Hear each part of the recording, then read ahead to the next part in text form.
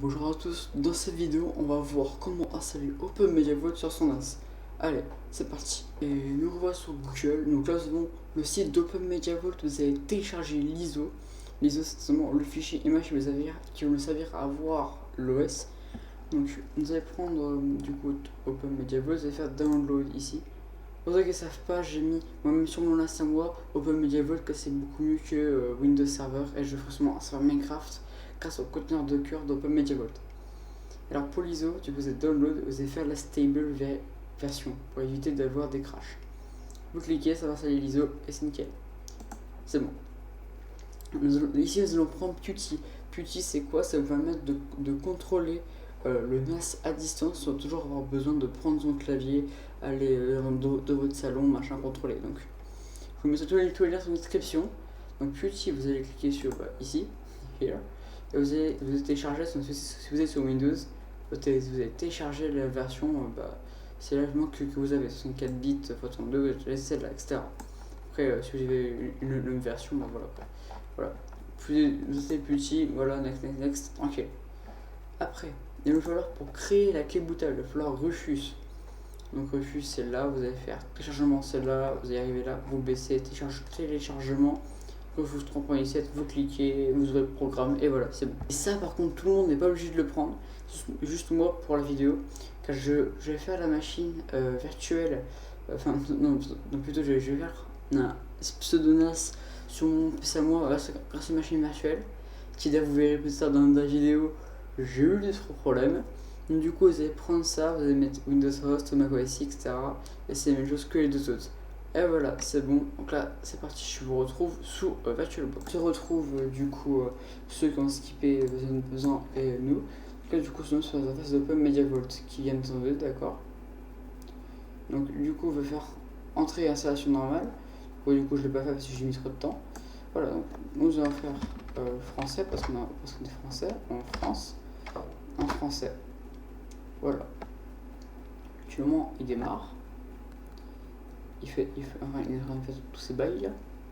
Les bails sont bons. Donc là, du coup, ça peut être plus ou moins rapide, ça dépend. D'ailleurs, n'hésitez pas à me rejoindre sur Twitch et sur Instagram, j'y suis assez régulièrement. D'ailleurs, alors peut-être une nouveauté pour peut-être d'ici 2022, j'aurais peut-être mettre des chibis. Moi, je ne dis pas plus pour laisser les vidéos comme ça. Ça serait déjà un peu plus dynamisant pour les vidéos. Personnellement, je trouve. Donc là, du coup, vous allez voir tout ça. Ça devrait se passer normalement sans aucun problème. Conversion réussie, le DHCP, voilà. Donc là, la machine, je vais les mettre OpenMediaVault, pas de. Je vais mettre OpenMediaVault, du bled. J'ai pas d'idée parce que mon nom de NAS c'est budget comme ça.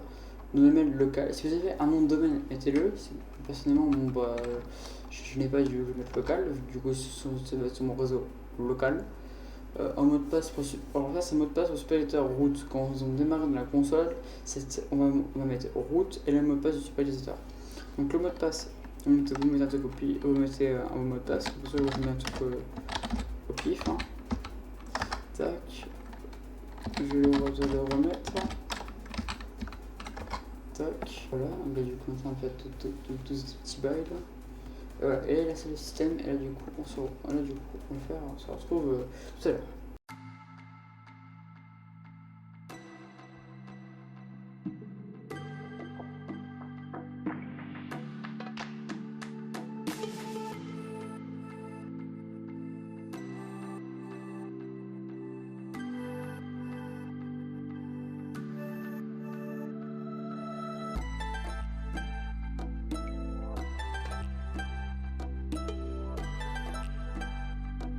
Et voilà, du coup, ça va l'outil de gestion de paquets. Donc là, du coup, vous allez faire France, Debian normal. Si vous avez un mandataire HTTP, mettez-le. Si vous n'avez pas, je continue. Et voilà. Et là, du coup, on va se retrouver dès que la phase de configuration va arriver.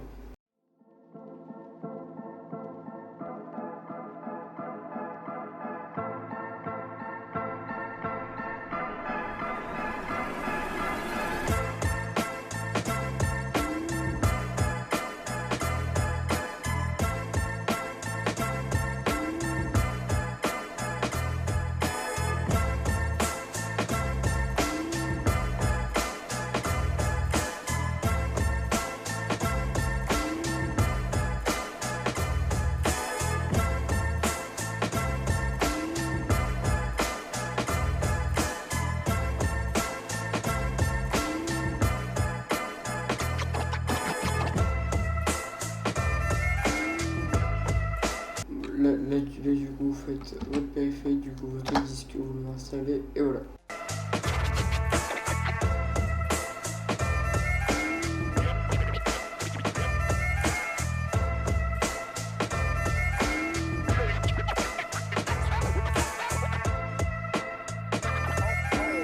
Et voilà, du coup, la première installation est finie. Vous pouvez retirer du coup vos clés USB. Moi, du coup, je vous retrouve plus tard. Donc, me revoilà. Donc, ça, c'est mon installation est terminée de Open Media Vault. J'ai juste passé quelques jours parce que j'avais peu le temps de tourner le partie vidéo. Donc là, si vous êtes arrivé là, vous retirez votre clé USB. Moi, normalement, j'ai pas besoin parce qu'il faut automatiquement lecteur optique. Non, ok, c'est bon. Donc là, du coup, vous faites entrer. Et votre NAS va du coup à ce moment-là redémarrer pour qu'il puisse totalement finir l'installation. D'ailleurs, est-ce que je vous ai dit de vous abonner à la chaîne et d'activer la cloche de notification? Je dis ça, je dis rien, mais ça peut être sympa. Aussi, allez me suivre sur Twitch aussi. C'est pas moi qui l'ai dit, Non, c'est faux. Bon, allez. On va attendre un peu que je veux une petite coupure le temps que mon NAS redémarre parce qu'apparemment il ne va pas trop être décidé. Voilà, c'est bon. Alors là, votre premier Debian, c'est en train de recharger. J'arrive même plus à emprunter à la fenêtre. Donc là, du coup, ça va recharger des trucs. Alors, on va du coup, faut attendre. Du coup, c'est le premier démarrage. C'est un peu long. Faut se le dire. Alors, si ça met des erreurs comme ça, c'est normal, j'ai envie de dire. Même sur d'autres VM que j'avais faites, ça fait des erreurs comme ça. Et voilà. Donc là, c'est bon, nous sommes sur l'interface Open Media Vault. Donc là, on va faire root, password. On va faire le petit mot de passe que vous avez mis pour root. Donc pour c'est celui-là. Donc là, on peut faire pour un système simple, on va faire sudo pt update. Update. Tac. Donc là, en gros, qu'est-ce que j'ai fait? C'est qu'en gros, je demandais à Open Media Vault qui vérifie tous les paquets du serveur disponible pour qu'il puisse après les mettre à jour et que le système soit stable et qu'il évite de planter ou des fois corrompre vos données. Je vous conseille de faire ça quand même assez régulièrement. Alors là, c'est bon. Donc là, nous allons faire sudo apt encore une fois et upgrade. Comme ça. Elle a du coup, c'est parti. Où on fait O pour oui. Et là, du coup, ça part. Je vais faire ça en timelapse parce que c'est un peu long.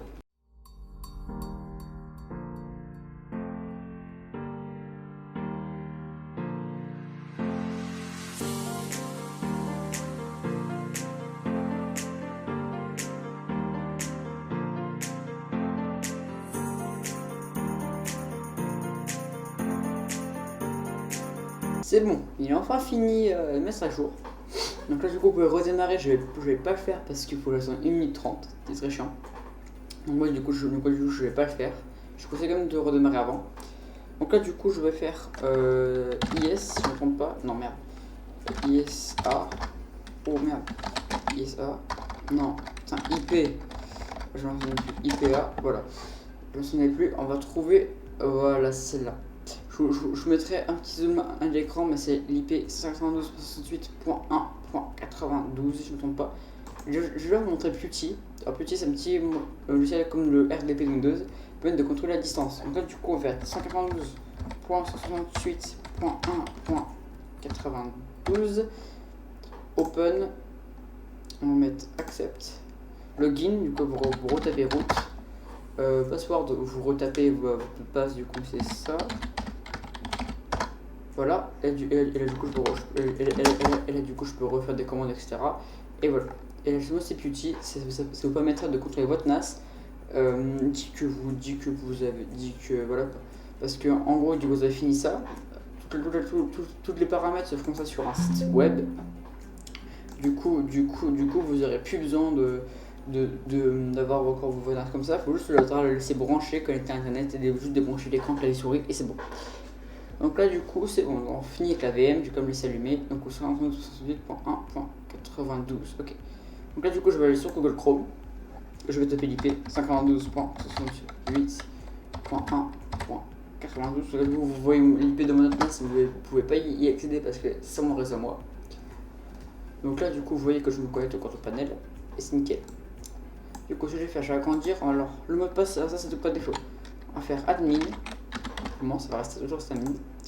Le mot de passe, open media vault connexion. Donc, je me connecte et voilà. On n'a jamais. Donc, voici arrivé sur le service de Open Media Vault. Donc, vous voyez tout, la mémoire utilisée, machin. Mon processeur, moi j'ai toujours le disque 1 cœur là, 15,2. Donc là, vous allez tout de suite faire. Non, si je me trompe plus, j'ai oublié. On va faire paramètres généraux, sécurité administrateur, vous allez changer le mot de passe. Petit conseil que je vous donne, c'est changer le mot de passe. Non, enregistrer, voilà, comme ça, appliquer. C'est de changer immédiatement le mot de passe pour éviter d'avoir des problèmes par la suite. Donc si je fais Ration Red Smart Disk, est-ce que j'ai mes deux disques? Merde, j'ai oublié de mettre mon deuxième disque. Bon, me revoilà enfin. Alors j'ai eu un problème avec un nœud disque que j'avais créé virtuellement qui me chie à la gueule. Bon, c'est un peu long parce que le disque, en fait, j'avais fait un nœud disque qui ne fonctionnait pas trop, bref. Bon, normalement, c'est bon. Le disque devrait être là. J'ai bien devrait. Alors, vous n'avez pas besoin de l'IP. L'IP n'a pas changé. Vous n'avez pas besoin de vous reconnecter. De vous redémarrer. Donc là, du coup, je peux faire 192.1.92 si je ne me trompe pas. Voilà. Du coup, je me reconnecte. Je fais ça. Je vais faire admin au mot de passe. J'avais mis ça, je me crois. Oh, c'est bon, j'ai mis ça. C'est bon si je fais disque. Mais d'apparaître. Bon, ils font 4 Go, 8 Go, on le sonde. Donc, dès que vous arrivez sur ça, du coup, vous voyez tout. Première chose que je fais personnellement, c'est que j'active la sauvegarde Smart. La sauvegarde Smart, ça va permettre de savoir si nos disques sont en bon état ou pas. Donc, on va faire à chaque fois, au moment du coup, à chaque fois, il faut appliquer pour que du coup tout se mette bien un jour. Donc là, du coup, tac, j'ai appliqué.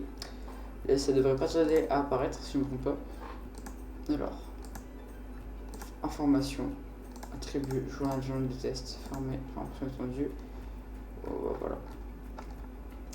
Alors, on reviendra plus tard. Celui-là, du coup, il ne nous a pas affiché, mais à mon avis, c'est spammé, vu du coup, c'est des disques durs virtuels. En gros, si vous activez ça, vous allez voir s'il est surveillé ou pas. Du coup, il va être mis en vert. Le statut, s'il est mis en vert là, c'est bon. S'il est mis en rouge, c'est qu'il a un problème. Et le moment où je mets en rouge, j'ai un problème. Et je vous montrerai la température. Personnellement, c'est ce que je fais. La gestion de RAID, bon, je vais pas en faire. Mais si vous voulez, si vous voulez que je fasse un petit tuto sur la gestion de RAID, vous me dites en commentaire. Système de fichiers, on va tout de suite en créer un. Donc celui-là, vous ne touchez pas, vous pouvez pas toucher. Celui-là, du coup, c'est votre système. Moi, du coup, je vais pouvoir créer un. Le périphérique, votre disque dur. IB, le nom du volume, par exemple, j'ai stockage. Voilà. Stockage. Tac. Oui. Pour reformater, si vous n'avez pas reformaté, si vous avez des données, faites des backups avant. Donc là, du coup, c'est bon, il s'est achevé. La création s'est achevée. Tac, je me laisse mon stockage, je vais le faire monter. Pour monter le disque dur. Pour monter, c'est pour que je puisse avoir du coup monter qui sont en oui, que j'ai les données. Du coup, je vais faire appliquer. Il faut toujours appliquer. Donc là, du coup, il est monté oui. J'ai bien mon stockage, j'ai bien le nom. Un fichier toujours en exact4. C'est ça. Si jamais vous avez des données dessus, faites des backups avant. Moi, je n'ai pas fait et j'ai pas regardé parce que j'avais encore de backup ailleurs. Donc là, c'est bon. Ensuite, je vais faire du coup c'est un utilisateur. Des paramètres, etc. Bref, je vais faire un nouvel. Je vais faire des groupes. Ou par exemple, on va faire un groupe de classe, par exemple, je sais pas ça nom, du groupe classe, par exemple.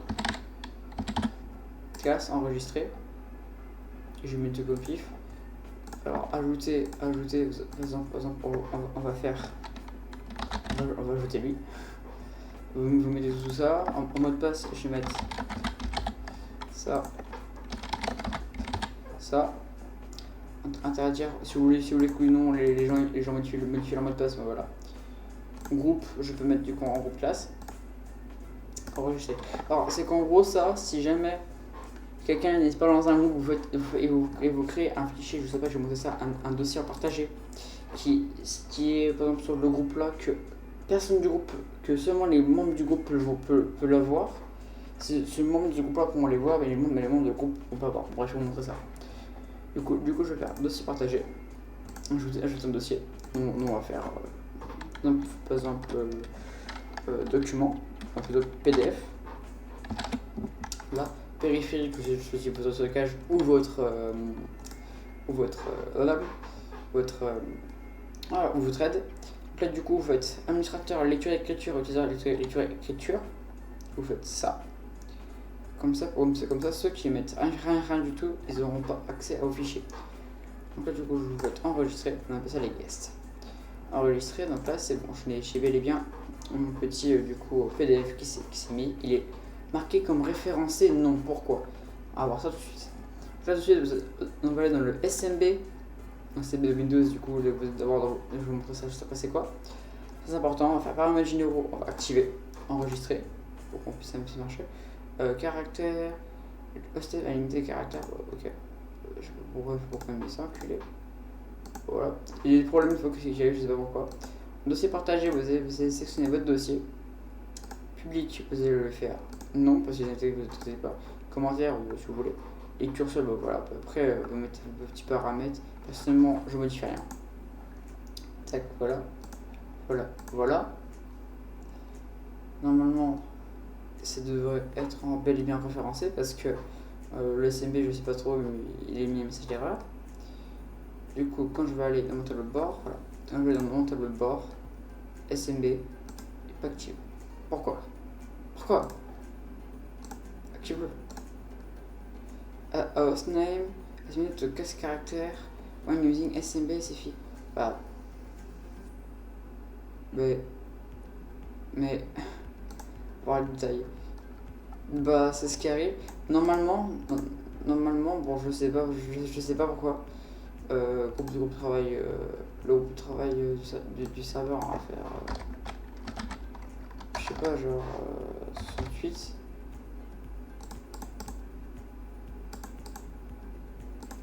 Mais qu'est-ce qui me chie à la gueule? Je sais pas, j'en ai marre d'avoir des trucs comme ça. C'est peut-être. Ouais, putain. J'ai dû avoir un problème dans la machine virtuelle. Si je mets ça, système. Processeur, non. Réseau. Accès par contre, bah. Pourquoi il met ça comme ça? Bon, c'est pas grave, on va en fait enregistrer et vous allez là-dedans. Ça devrait s'activer. Bon, bah, voilà. Bon, après du coup, je pourrais, si vous voulez, vous montrer sur mon vrai NAS, mais je vais pas trop le faire parce que bah, voilà. Bon, je vais vous mettre une séquence de sur mon vrai NAS à moi.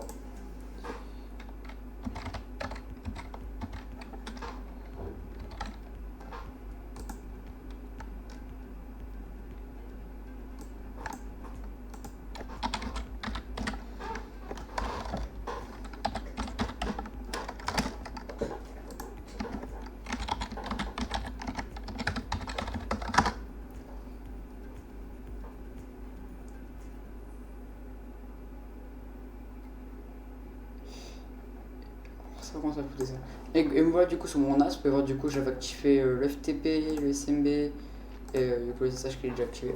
Donc là, du coup, je vais remettre mon SMB. Je vais désactiver mon SMB. Là. Donc, là, du coup, FTP, etc. Bon, voilà. Donc là, du coup, je vais refaire appliquer. On va appliquer les paramètres.